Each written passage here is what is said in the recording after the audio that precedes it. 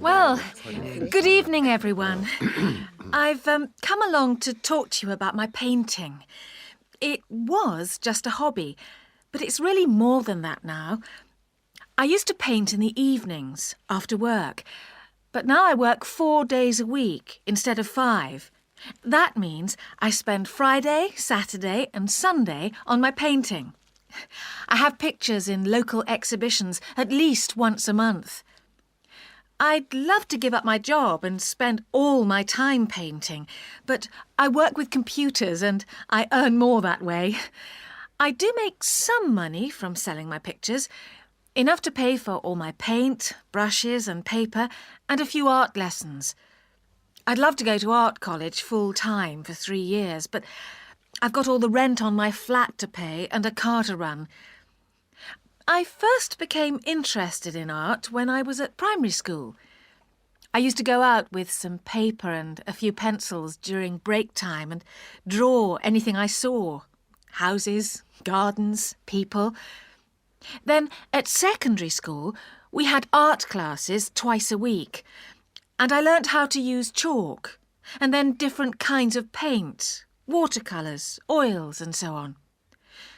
Those classes were really useful for me, and ever since then I've had lessons of some kind. I've attended evening classes and been on what they call painting holidays, where you go out into the countryside and paint during the day and then sit and discuss your work with a teacher and the other artists after dinner.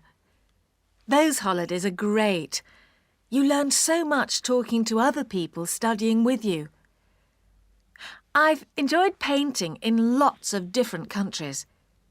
I've been to Morocco and painted desert scenes with beautiful sunrises. I've been to Greece and Spain and painted pictures of the local people working in the fields near their homes. My favourite place is still Scotland. I love walking in the Scottish mountains, and there are so many different birds to see, especially in spring. Well, I'm going to finish now by showing you a video of the places I visited. After that, there'll be a chance to relax with a cup of coffee, and then there'll be time for some questions. Oh, and I've got some information about my next art exhibition for you. It's going to be at the Queen's Gallery. Now, if someone would turn off the lights, then I can get... Well, good morning. This week's programme is about the city of Glasgow. We're going to give you some ideas of what you can see and do if you visit for a weekend. Glasgow is Britain's third largest city and Scotland's biggest. It's well worth a visit. If you arrive by car, the motorway will take you into the city centre. Don't park in one of the city centre car parks, however, as they're expensive. It's better to leave your car at your hotel or somewhere away from the centre and take the bus. Glasgow is a large city and there's an excellent public transport system. A good idea is to catch a Discovering Glasgow tour bus, which leaves George Square every half hour. You can get off anywhere and catch the next bus to continue your trip. The tour costs £5 and tickets are available from the bus driver. If you want to walk around the city centre, then it's best to start at the Welcome Centre on St Vincent Place. You can get information about opening times and entrance fees of places to visit and take a free map to help you with your sightseeing. Don't miss the 15th century cathedral, which has particularly beautiful windows. Further on is the Merchant City area, where there are cafes and lots of small fashionable shops which sell jewellery and clothes. Byres Road is popular with university students, and you can find a lot of bargains in the shops around there. The Botanic Gardens are also worth a visit. The gardens are open until sunset, and the glasshouses from 10 o'clock until 4:45. These contain a wide variety of beautiful plants and flowers. The gardens are also a good place to have a picnic. Well, that's all from me for this week. Hello? Oh, hello. I wanted to inquire about hiring a room in the village hall for the evening of September the 1st. Let me just see. Yes, we have both rooms available that evening. There's our main hall, that's got seating for 200 people, or there's the Charlton room. The main hall seats 200, so 200 has been written in the space. Now we shall begin. You should answer the questions as you listen, because you will not hear the recording a second time. Listen carefully and answer questions 1 to 6. Hello? Oh, hello. I wanted to inquire about hiring a room in the village hall for the evening of September the 1st. Let me just see. Yes, we have both rooms available that evening. There's our main hall, that's got seating for 200 people, or there's the Charlton room. Sorry? The Charlton room, Charlton.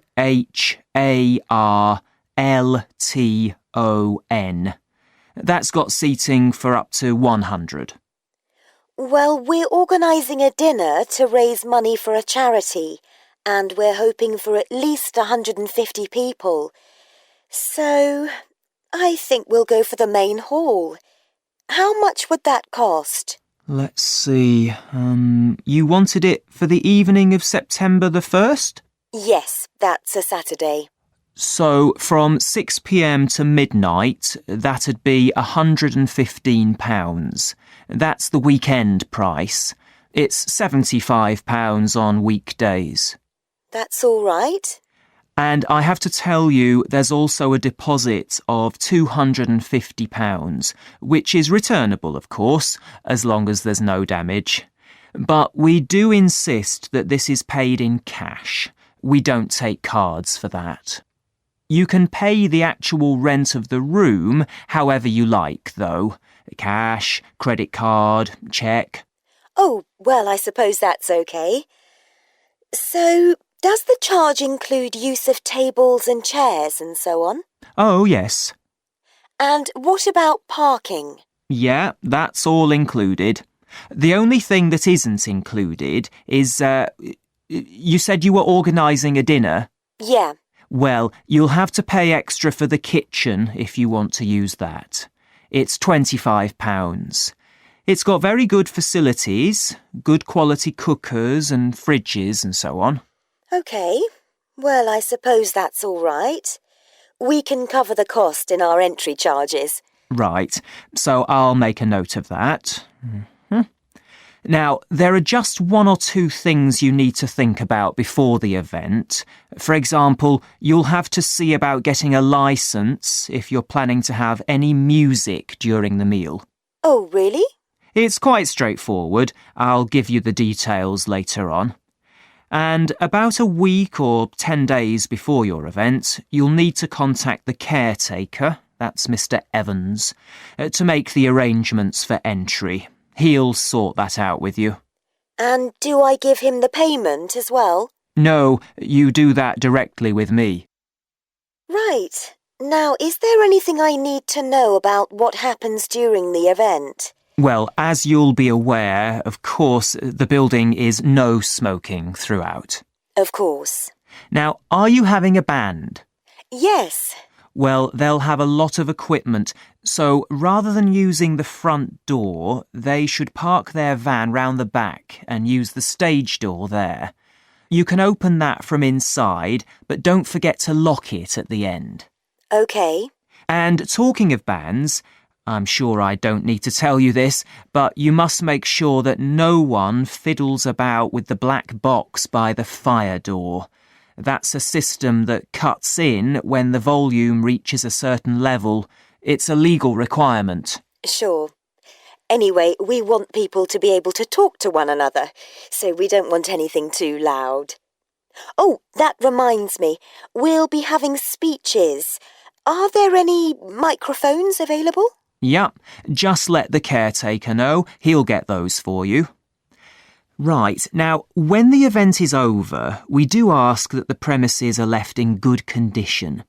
So there's a locked cupboard and you'll be informed of the code you need to open that. It's got all the cleaning equipment, brushes and detergent and so on. Right. So, what do we need to do after everyone's gone? Sweep the floors, I suppose? Well, actually, they have to be washed, not just swept. Then you'll be provided with black plastic bags, so all the rubbish must be collected up and left outside the door. Of course. We'll make sure everything's left tidy. Oh, and I forgot to ask. I presume we can have decorations in the room? Yes, but you must take them down afterwards. Sure. And the chairs and tables should be stacked up neatly at the back of the room. I'll make sure I've got a few people to help me.